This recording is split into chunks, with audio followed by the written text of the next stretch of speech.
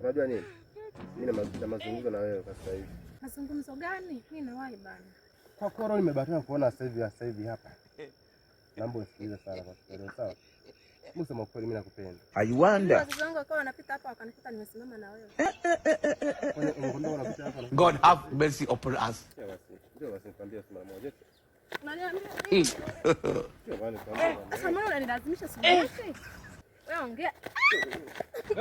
Aujourd'hui aussi c'est un autre jour. Kidogo tu tunaondoka, sawa? Vipi tena? Mbona mnaburuzana? Huyu dada huyu sawa, anaumwa. My lord. Kwani unajikuta anaumwa anakimbia kumbwa? Ndio gani? Kumbwa leni kunalipa kichana mkimbiza. My lord. Akana mweleka katika nani mkono kavunjika.